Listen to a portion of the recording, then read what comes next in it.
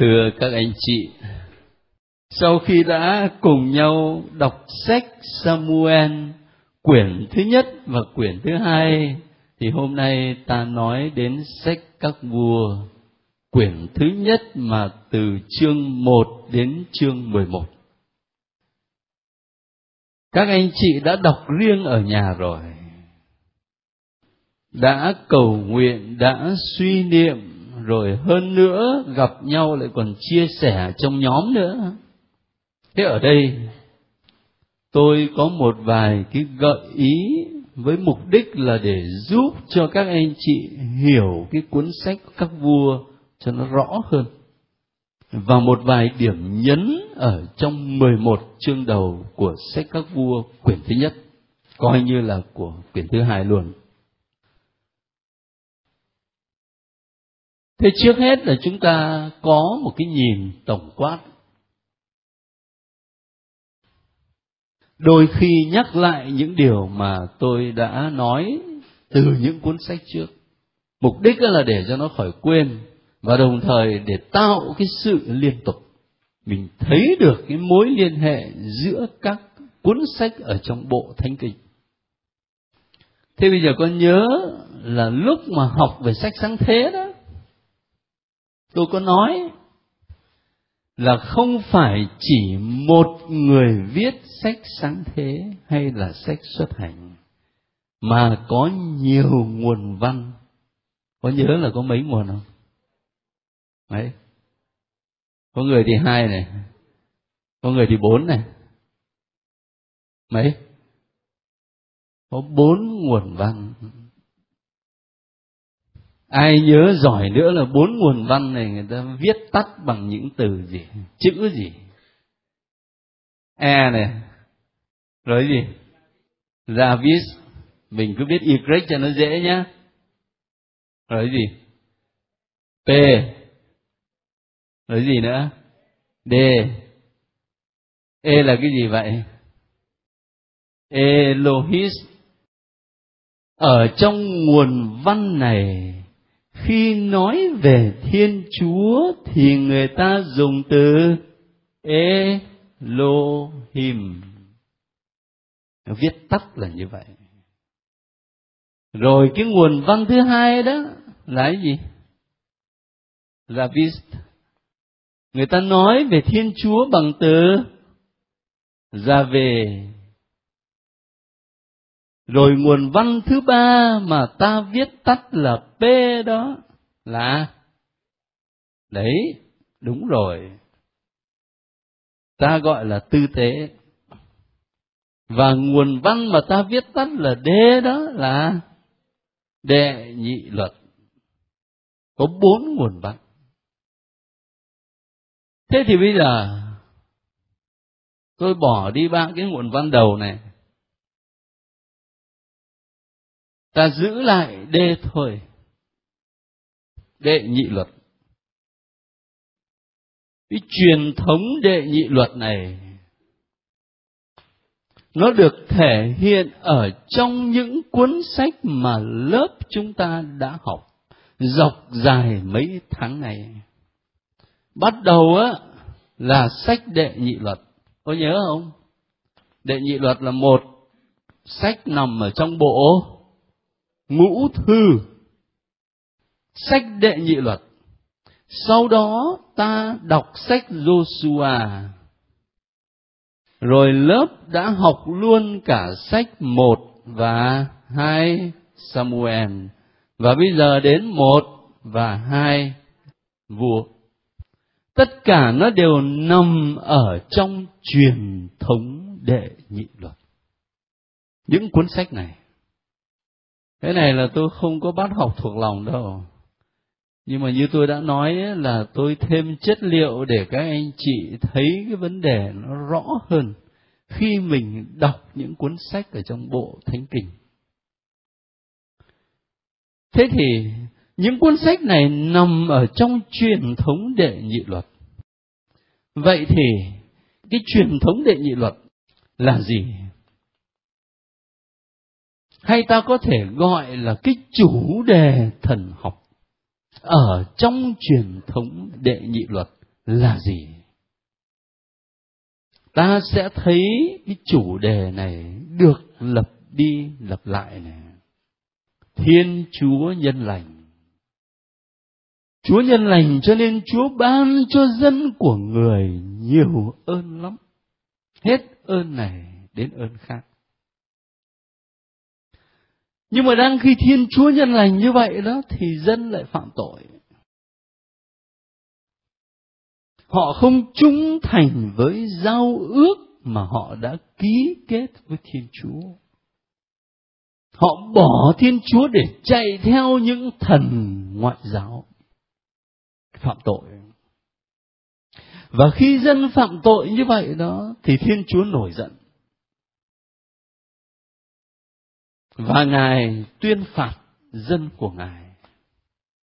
Ngài gửi đến những hình phạt để giáo dục, để dạy dỗ, để trừng trị. Nhiều hình phạt khác nhau. Nói chung là Thiên Chúa trừng phạt. Và khi mà bị Thiên Chúa trừng phạt như vậy thì dân đau khổ. Và trong cơn đau khổ đó họ lại quay về với Chúa. Họ cầu khẩn Chúa giải thoát, cứu giúp, nâng đỡ. Và khi thấy dân đau khổ mà quay về với mình rồi cầu khẩn với mình thì Thiên Chúa lại tha thứ. Đấy, các chị cứ để ý này, cái chủ đề thần học này nó được lặp đi lặp lại từ sách Đệ Nhị Luật đến sách Thẩm Phán, đến sách Giô-sua, đến sách Sa-mu-el, đến sách Các Vua. Nó cứ được lặp đi lặp lại. Mà cái điều đáng nói đó là đấy, sau khi mà Thiên Chúa tha thứ rồi, được bình an rồi, được một thời gian thì lại đâu vào đấy. Rồi nó lại tiếp tục cái vòng như vậy. Mình đọc như vậy mình thấy nó hơi buồn. Nhưng mà đến khi xét mình lại thì mình thấy ta cũng chả hơn gì. Ta cũng đâu vào đấy thôi.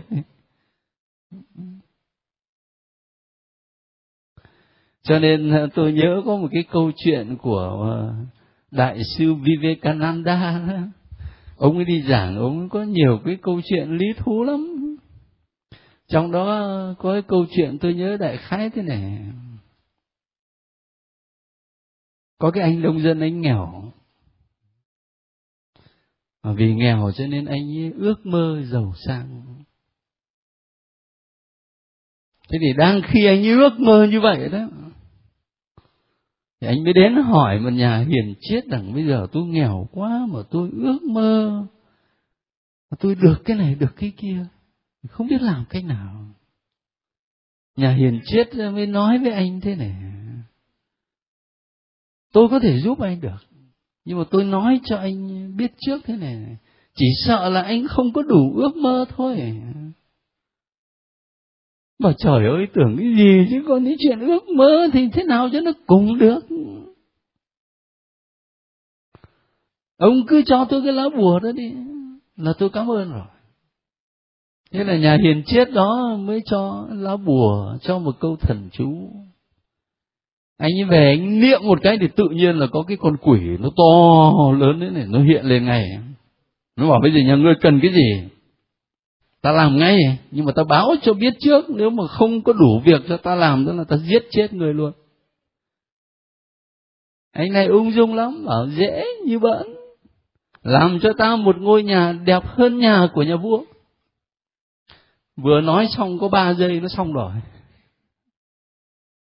Nó bảo bây giờ còn việc gì nữa, cũng bảo dễ, tậu cho ta một cô vợ đẹp nhất thế giới, chỉ có 2 phút là xong rồi. Anh bắt đầu anh rét rồi, không còn đủ việc cho nó làm nữa. Mà quả thật như vậy, chỉ mơ được có 3-4 điều, tinh những điều vật chất vậy, không còn việc cho con quỷ nó làm. Thế lúc đó anh ta thấy là nguy hiểm, anh mới chạy lại cái nhà hiền triết đó, năn nỉ ông ấy. Ông bảo ta đã nói rồi, không có đủ việc cho nó làm là nhà ngươi chết thôi. Bây giờ nhưng mà nguy hiểm lắm thì xin Ngài cứu con. Thế ông mới ra cái bài thế này.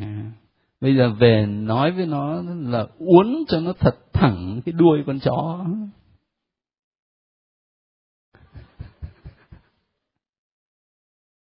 Anh về anh ra cho con quỷ cái bài đó, mày làm sao mà uốn cái đuôi con chó cho nó thật thẳng. Thế là nó uốn thẳng ngay, nó lại cong vào như cũ. Cho nó uốn đến tận thế. Nhưng mà khi đọc cái chuyện đó, tôi nghĩ đến nhiều cái tính xấu ở trong cuộc đời của mình. Nó cũng giống như cái đuôi con chó. Uốn rất đàng hoàng, mỗi lần đi xưng tội, được đúng có 3 ngày nó lại cong như cũ. Và có lẽ cái bài học nó lớn hơn đó là cái ước mơ của chúng ta. Nhiều khi mình cứ tưởng là mình ước mơ lớn, nhưng thực sự những cái ước mơ rất tầm thường. Và khi mà người ta chỉ ước mơ những cái tầm thường như vậy, thì chính mơ ước đó nó quay lại, nó hủy hoại nhân cách con người. Đấy. Chính những cái mơ ước tầm thường nó làm cho cuộc đời của mình trở thành tầm thường. Cho nên là biết tập mà ước mơ những điều cao thượng cũng không phải là dễ đâu. Nhiều tôn giáo người ta có những cái câu chuyện rất là cụ thể để giúp cho mình suy tư về đời sống. Nhắc cái câu chuyện đó để thấy là cái mà ta gọi là chủ đề thần học của truyền thống Đệ Nhị Luật đó, nó được lặp đi lặp lại khi ta đọc Thánh Kinh. Những cuốn Thánh Kinh nằm trong truyền thống Đệ Nhị Luật. Rồi mình nhìn lại cuộc đời của mình thấy cũng vậy thôi. Cũng lặp đi lặp lại cái điều đó. Cho nên những gì mà Thánh Kinh nói đó, nó không chỉ là những bài học trừu tượng, mà nó phát xuất từ kinh nghiệm sống đức tin của dân Chúa. Và khi ta đặt mình vào trong cái đời sống của dân Chúa, thì ta cảm nhận là mình có mặt ở đấy. Bởi vì Thánh Kinh đang nói về mình và đang nói với mình. Và tôi nghĩ đây chính là lý do mà làm cho Thánh Kinh sống mãi và trẻ mãi. Bởi vì không chỉ là một cái bài học lịch sử xa xôi, mà là mình cảm nghiệm ngày hôm nay mình đang sống ở đây.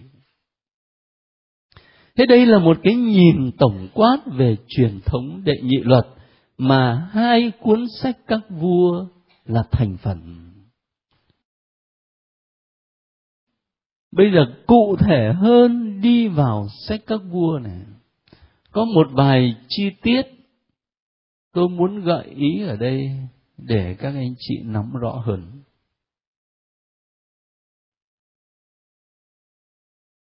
Tôi muốn nói đến cái bối cảnh lúc bây giờ, để rồi khi mà mình đọc sách các vua đó, mình nhìn vào trong cái bối cảnh đó, mình sẽ hiểu vấn đề rõ hơn. Thế thì bối cảnh lúc bây giờ nó có cái tình trạng như thế này. Đó là sự pha trộn tôn giáo. Sự pha trộn tôn giáo. Dân Israel có niềm tin vào Thiên Chúa duy nhất, và là Đấng đã giải thoát họ khỏi ách nô lệ Ai Cập. Đừng có quên rằng cái biến cố xuất hành là biến cố căn bản, biến cố trung tâm trong lịch sử của Israel, mà người ta không ngừng quy chiếu về đó. Nhiều lần Chúa nói với dân là Chúa cũng lặp lại cái câu mở đầu: ta là Thiên Chúa, Đấng đã giải thoát cha ông các ngươi khỏi đất Ai Cập. Đó là cái biến cố trung tâm, biến cố căn bản. Thế thì họ tin vào Thiên Chúa duy nhất và là Đấng giải thoát. Thế nhưng mà bây giờ khi mà họ định cư ở trong đất Canaan, họ định cư rồi, Họ không còn sống cái đời sống du mục như ngày xưa nữa, mà định cư ở trong đất Canaan. Thế thì lúc bấy giờ họ canh tác đất đai, trồng tỉa. Họ lại thấy cái dân Canaan ở đó đó, nó thờ những thần ngoại giáo, và người ta có những cái nghi thức tế tự những ông thần ngoại giáo, ví dụ như là thần Ba-an. Những cái nghi thức tế tự mà người dân Canaan người ta tin rằng là nhờ đó đó mà cái việc canh tác đất đai nó có kết quả màu mỡ tốt đẹp hơn. Thế là dân Israel này bắt chước người ta, vẫn tin vào Chúa đấy, nhưng mà lại đưa những cái nghi thức tế tự này vào trong đời sống tôn giáo của mình, cho nên nó có sự pha trộn. Lòng thì bảo rằng tôi vẫn tin vào Chúa, nhưng mà thực tế đó thì là pha trộn những cái nghi thức tế tự của các tôn giáo khác. Cái nguyên nhân nào dẫn đến tình trạng đó? Cái này nói ra là các bà các chị đừng buồn. Nguyên nhân là do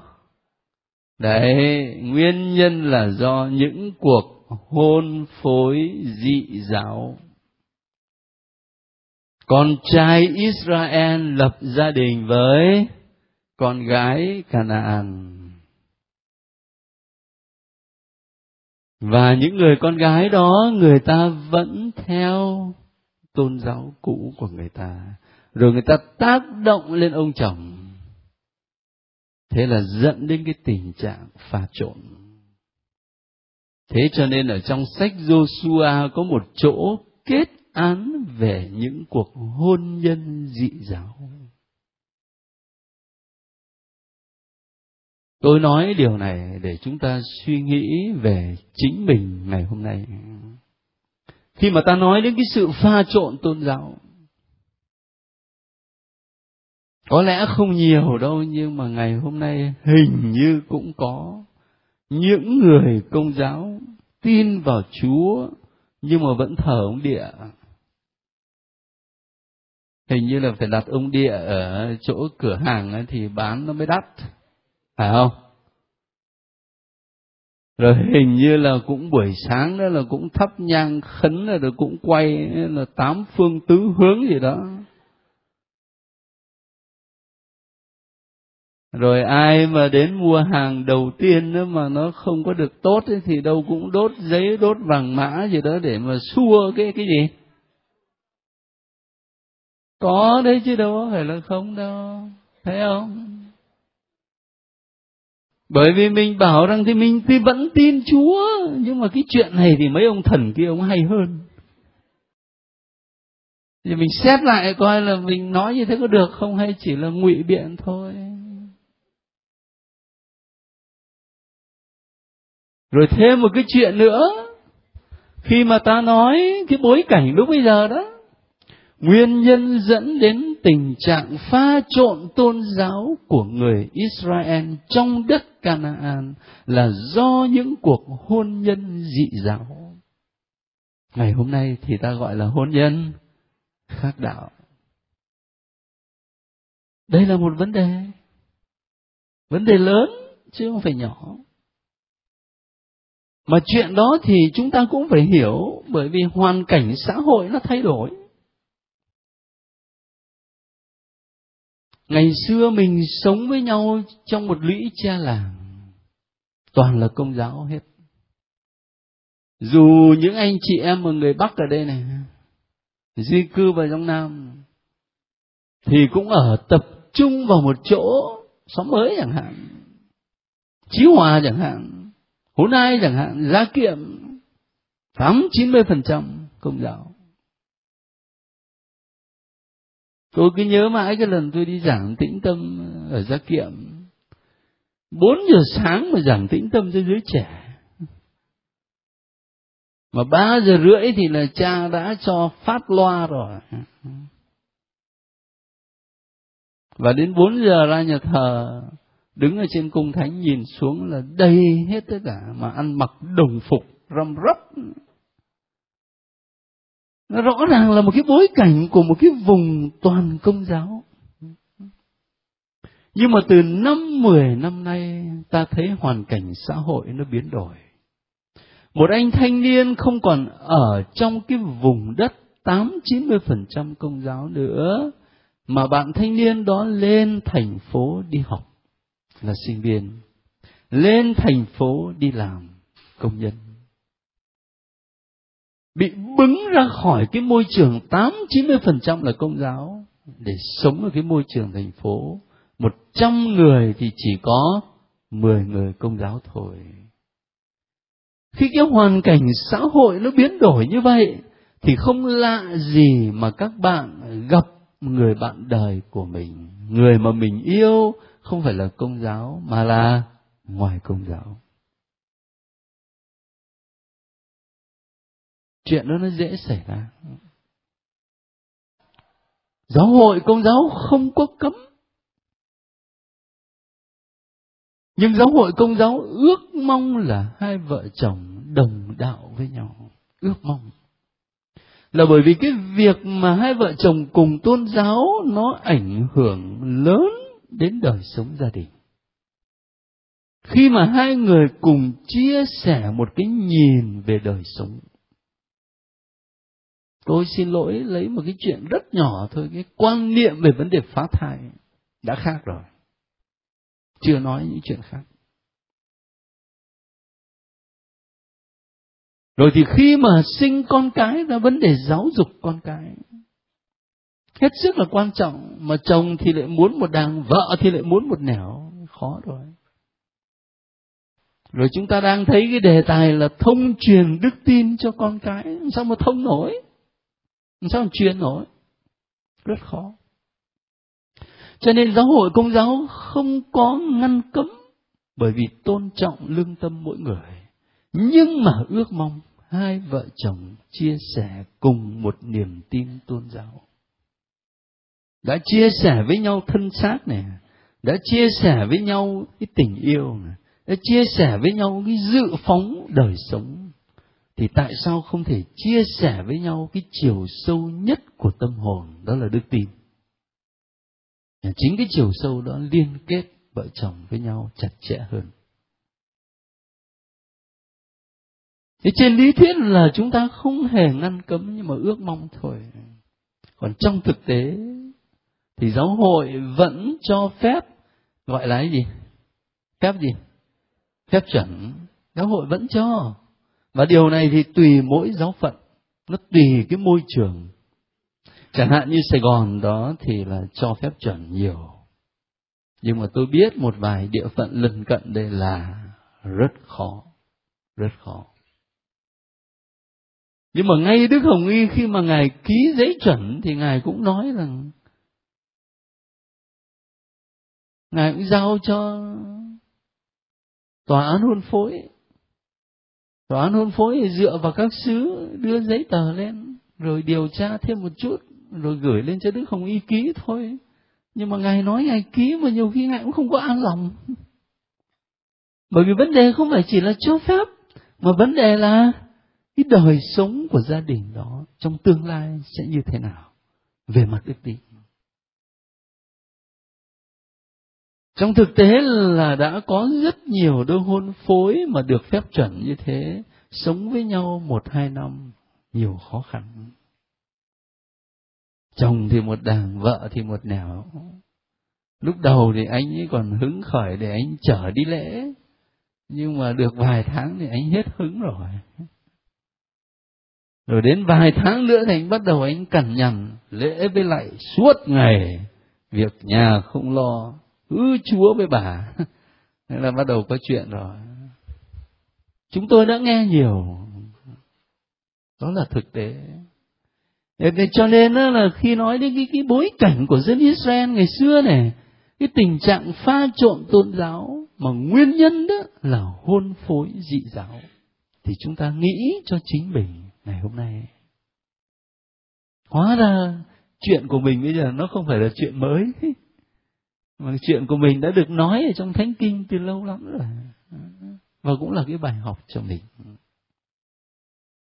Đấy, những điều mà tôi nói với các anh chị ở đây là một cái nhìn tổng quát về truyền thống đệ nhị luật mà sách các vua nằm ở trong đó. Và đồng thời một vài cái chi tiết để các anh chị thấy bối cảnh chung là như vậy. Và khi mình đọc sách các vua, mình đặt vào trong cái bối cảnh đó, mình hiểu rõ hơn. Thế bây giờ có một vài điểm ở trong 11 chương đầu chúng ta quan tâm hơn. Thứ nhất đó, là lời cầu nguyện của Salomon. Lúc mà ông ấy lên làm vua đó, Salomon xin ơn khôn ngoan. Đoạn văn này thì nó dài, nhưng tôi nghĩ chúng ta có thể lấy một câu thôi. Các anh chị mở chương 3 đó, chúng ta chỉ cần xem câu 7 cho đến hết câu 9 thôi. Tức là lúc bấy giờ vua Salomon cầu nguyện với Chúa, và ông thưa với Chúa như thế này. Chúng ta bắt đầu ở cái câu 7 nhé. Và bây giờ lạy Đức Chúa là Thiên Chúa của con, chính Chúa đã đặt tôi tớ Chúa đây lên ngôi kế vị David thân phụ con. Mặc dầu con chỉ là một thanh niên bé nhỏ, không biết cầm quyền trị nước, con lại ở giữa dân mà Chúa đã chọn, một dân đông đúc, đông không kể xiết, cũng không đếm nổi. Xin ban cho tôi tớ Chúa đây một tâm hồn biết lắng nghe, để cai trị dân Chúa và phân biệt phải trái. Chẳng vậy, nào ai có đủ sức cai trị dân Chúa, một dân quan trọng như thế. Cái câu này theo tôi rất quan trọng.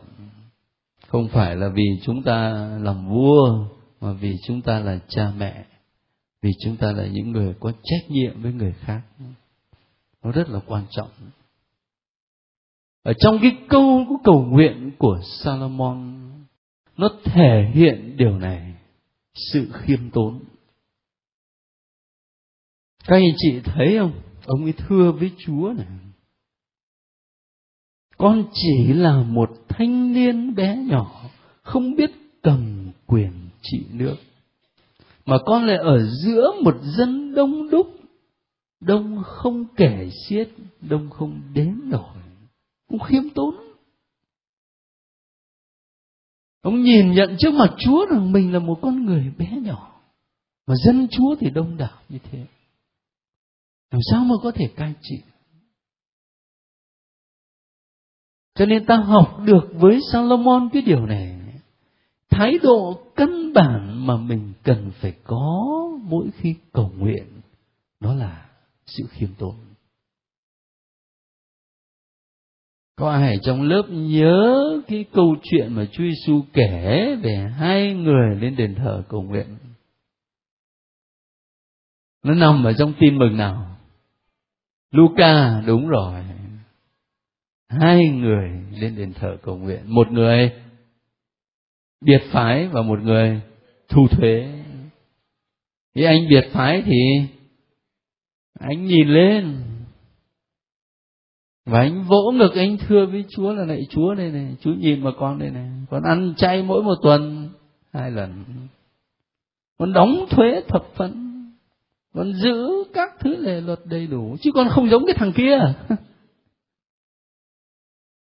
Thế ông cầu nguyện vào như vậy. Và khi ông ấy kể công ra như thế, thì cái việc cầu nguyện nó nằm ở trong tương quan mua bán và đổi trác. Đây này, lạy Chúa, con giao cho Chúa cái này đây này, Chúa liệu mà giao cho con cái khác. Đấy, đổi trác và mua bán. Bởi vì ông lập công mà, cho nên Chúa phải trả. Thế còn cái anh thu thuế đó là anh đứng ở cuối nhà thờ, và anh chỉ cúi đầu anh thầm thì là lạy Chúa xin thương xót con, vì con là kẻ có tội. Mà Chúa Giêsu kết luận là cái anh này nó ra khỏi đền thờ thì nó được tha tội. Thế cho nên cái thái độ căn bản mà ta học được ở Salomon và sau này Chúa Giêsu nhấn mạnh lại khi mà mình cầu nguyện, nó là sự khiêm tốn. Coi thế là khó lắm nhé. Chúng ta thì nghe nói đến chuyện khiêm tốn thì nhiều rồi, nhưng mà rất khó chứ không có dễ đâu. Về mặt tâm lý thì giống như tôi nói với các anh chị một lần đó, người ta phân tích là khi ta buồn với kẻ buồn thì dễ hơn là vui với người vui. Tương tự như vậy, chẳng hạn bây giờ một ai đó khen chúng ta, ôi dồi ôi chị giỏi quá, đâu có gì đâu em. Đấy, mình từ chối nghe khiêm tốn hẳn. Nhưng mà cái đó tương đối nó dễ. Nhưng ngược lại, nếu có một người nào đó người ta không phải khen mình, mà người ta nói với mình về cái khuyết điểm của mình đó, thì mình không dễ nhận đâu, sững cổ lên. Không dễ nhận đâu. Cho nên nó khác nhau ở cái chỗ đấy. Mình từ chối lời khen của người khác thì dễ hơn, là bởi vì dù từ chối đi nữa nhưng mà trong lòng cũng đã mát mẻ rồi. Còn khi mà người ta góp ý, người ta phê bình là trong lòng thấy nóng nảy ngay, không có mát mẻ được, không dễ chấp nhận. Đến với nhau và đến với Chúa bằng cái sự khiêm tốn thật đó là điều khó chứ không có dễ đâu. Và cái bài học thứ hai mà Salomon thể hiện ở trong lời cầu nguyện, đó là ông ấy cầu nguyện để hướng đến cái mục đích là phục vụ người khác. Chúng ta thấy rõ ràng nhé, ông ấy thưa với Chúa làm sao?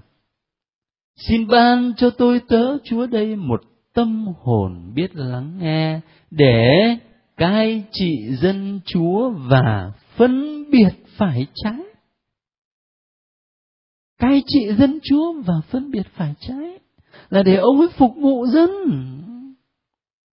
Cho nên ông mới nói cái câu sau đó, nếu không đó thì nào ai có đủ sức mà cai trị dân Chúa, một dân quan trọng như thế. Cái lời cầu nguyện của Salomon là hướng đến chỗ phục vụ người khác cho nó tốt. Và chính vì vậy cho nên là Chúa đổ đầy ơn lành xuống cho ông. Chúa khen, ban cho điều ông ấy xin, mà lại còn ban hơn nữa cơ. Thế trong lời cầu nguyện của chúng ta thì ai cũng thế thôi. Lại không dễ có cái khuynh hướng là để phục vụ người khác, mà là dễ có khuynh hướng quy về chính mình. Đấy, cái lời cầu nguyện mình dễ quy về chính bản thân mình. Đấy, Chúa ban cho con cái này, Chúa ban cho con cái kia cả, là để con hưởng, để con hưởng, chứ không phải là để làm việc cho người khác nó tốt hơn. Một lời cầu nguyện như thế đặc biệt lắm đấy chứ. Cho nên không biết các anh chị có để ý không, là trong kinh lạy Cha,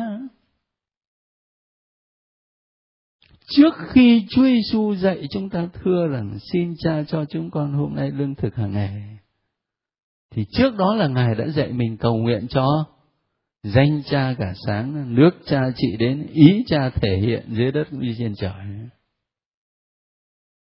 Danh Cha, ý Cha, nước của Cha, trước khi mà nói đến mình. Nhưng mà chắc chúng ta không để ý cái phần đấy, chúng ta lo cái phần sau. Xin Cha cho chúng con năm nay lương thực, chứ không phải hôm nay.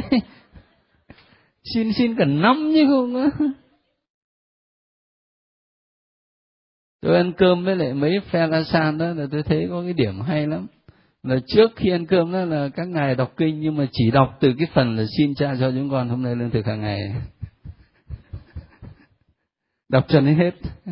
Còn phần đầu thì miễn, bởi cái này là lo ăn mà. Nói chuyện cho nó vui vậy thôi, nhưng mà thật đấy, có ý nói với các anh chị là Salomon cầu nguyện thực sự là mẫu cho chúng ta. Một lời cầu nguyện khiêm tốn, một lời cầu nguyện trong tinh thần phục vụ, chứ không phải là quy về cho ông. Nhưng mà dĩ nhiên rồi mình đọc tiếp thì mình sẽ thấy người ta bắt đầu thì nó đẹp vậy đấy, mà rồi cuộc sống nó dẫn lối như thế nào đó, mà kết thúc thì không được đẹp như thế. Thế cho nên cái điểm kế tiếp mà tôi muốn gợi ý đó là ở trong cái chương thứ 8 mà nói đến đền thờ nhà của Đức Chúa. Nhà của Đức Chúa ở chương 8. Ở chỗ này cũng dài lắm, nhưng mà tôi chỉ xin các anh chị quan tâm dùm cái câu này, để qua đó ta suy niệm về Thiên Chúa. Chương 8 câu 27 đến 29. Ở đây cũng là lời của Solomon. Ông nói hay lắm. Câu 27. Có thật Thiên Chúa cư ngụ dưới đất chăng? Này trời cao thăm thẳm còn không chứa nổi Ngài, huống chi ngôi nhà con đã xây đây.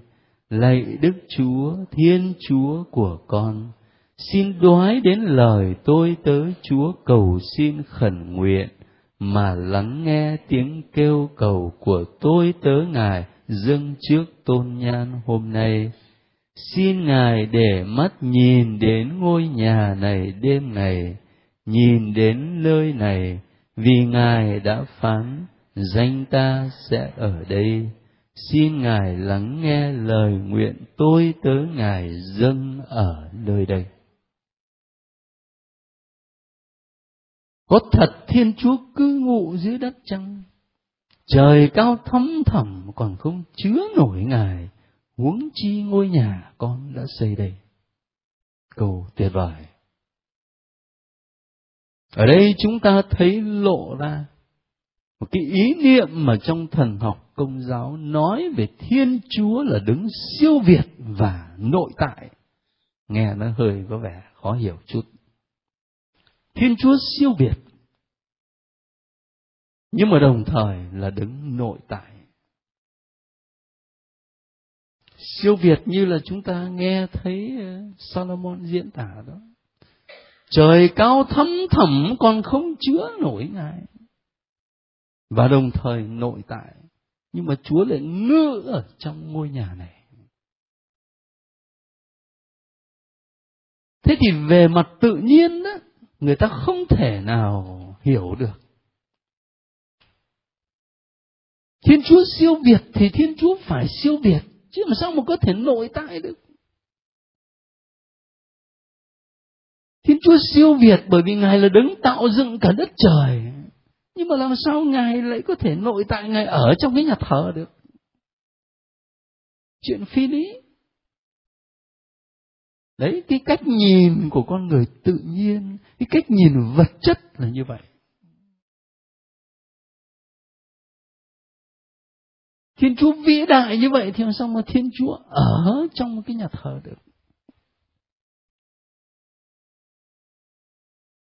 Thế nhưng trong đức tin Kitô giáo, chúng ta thực sự thấy Thiên Chúa là đấng siêu việt và nội tại. Ta lấy một ví dụ. Người Kitô hữu, người Công giáo tuyên xưng Thiên Chúa là đấng tạo dựng trời đất muôn vật, hữu hình và vô hình, đấng siêu việt, khỏi nói. Nhưng mà đồng thời người Công giáo tin rằng Chúa ngự trong tâm hồn mình. Lương tâm là cung thánh, là nơi mà Thiên Chúa gặp gỡ con người. Dù có đức tin Kitô giáo hay không thì vẫn có lương tâm, và nơi đó Thiên Chúa gặp gỡ con người. Thánh Augustino khi cầu nguyện đó, Ngài thưa với Chúa làm sao? Lạy Chúa, Chúa ở trong con còn sâu hơn chính con. Sâu hơn chính con. Chúa là đấng tạo dựng đất trời, nhưng mà đồng thời Chúa ở trong chúng ta còn sâu hơn chúng ta. Cho nên Chúa là đấng siêu việt, và đồng thời Ngài nội tại, Ngài ở trong mình này. Và mầu nhiệm về Thiên Chúa là đấng siêu việt mà lại là đấng nội tại, được thể hiện rõ nhất là nơi Chúa Giêsu Kitô. Đấng vừa là Thiên Chúa mà lại vừa là con người. Cho nên tên phải đặt cho con trẻ là Emmanuel, nghĩa là Thiên Chúa ở cùng chúng ta. Đấng siêu việt và đồng thời là đấng nội tại. Chúng ta có một chút kinh nghiệm về vấn đề này ở nơi chính bản thân mình. Các anh chị thấy không? Về mặt thể lý nhé, về mặt con người tự nhiên này, thân xác của mình giới hạn lắm. Thân xác của mình được làm bằng một số yếu tố vật chất, và mình hiện hữu trong thời gian. Ví dụ tối nay chúng ta có mặt ở đây, mình không thể vừa có mặt ở đây mà vừa có mặt ở Tân Định được. Rồi mình giới hạn trong không gian cái nhà này, chứ đâu có thể là mình vừa có mặt ở đây vừa có mặt ở chỗ khác. Thế nhưng mà vì là con người, không những là có thân xác mà Chúa lại còn ban cho có linh hồn, là tinh thần nhập thể trong thân xác. Cho nên cái tâm trí của chúng ta, cái tâm trí của con người đầy dẫy những giới hạn này, lại có thể nghĩ tưởng đến những sự vô biên. Nghĩ tưởng đến những sự vô biên. Nghĩ tưởng đến những vấn đề xuyên thời gian, trở về với quá khứ bằng những hồi ức, bằng những kỷ niệm, hướng đến tương lai bằng những dự phóng, vượt qua cái không gian vật chất này bằng những tư duy, đến những cái sự mà nó hoàn toàn vượt ở trên giới hạn của mình. Chúng ta có cái kinh nghiệm của bản thân mình, Chúa ban cho mình là tinh thần nhập thể trong một thân xác. Thế cho nên cái kinh nghiệm đó nó giúp mình một phần nào hiểu Thiên Chúa là đấng siêu việt và đồng thời là đấng nội tại.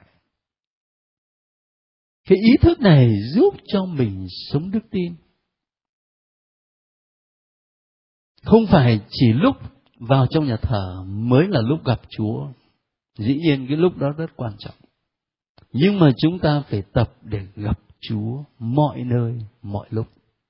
Bởi vì Chúa là đấng nội tại và đồng thời là đấng siêu việt. Mình không thể nhốt Chúa trong 4 bức tường nhà thờ được. Không nhốt được. Chúa hiện diện khắp mọi nơi. Tôi muốn xin các anh chị quan tâm đến cái câu đấy. Có khi là còn nên viết cái câu đấy ra. Học thuộc lòng được thì càng tốt. Để thỉnh thoảng lặp đi lặp lại, làm thành lời cầu nguyện của chính mình. Rồi cuối cùng ở cái chương 11, ở đây mới là chương 8 thôi. Chương 11 đó là Salomon khởi đầu tốt đẹp là như vậy, cuối cùng là suy tàn. Mà về đọc lại chương 11 đó coi, có phải là nguyên nhân là từ đâu? Là ông ấy kết hôn với nhiều người vợ ngoại giáo. và những người vợ đó đưa thần linh của họ về nhà. Rồi sau này ông ấy chiều các bà vợ đấy, ông lại còn xây đền thờ, xây tế đàn để kính các thần minh của họ. Ông ấy rơi vào một cái sự pha trộn tôn giáo mà tôi đã nói từ đầu. Bỏ Chúa mà đi thờ thần ngoại. Cho nên cái sự suy tàn của đời Salomon nó kéo theo thôi. Có nghĩa là chúng ta thấy lặp lại cái chủ đề thần học của truyền thống Đệ Nhị Luật ngay trong chính cách mà họ trình bày về cuộc đời Salomon. Thế tuần sau đó, theo như ở trong sách đã nói rồi, thì chúng ta sẽ đọc từ chương 12 nhé. Chương 12 cho đến hết luôn, phải không? Thì tuần sau người ta sẽ chia sẻ với nhau về phần đó.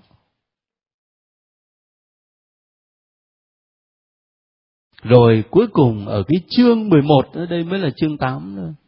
Chương 11 đó là Salomon khởi đầu tốt đẹp là như vậy, cuối cùng là suy tàn.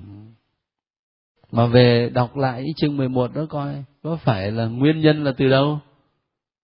Là ông ấy kết hôn với nhiều người vợ ngoại giáo, và những người vợ đó đưa thần linh của họ về nhà.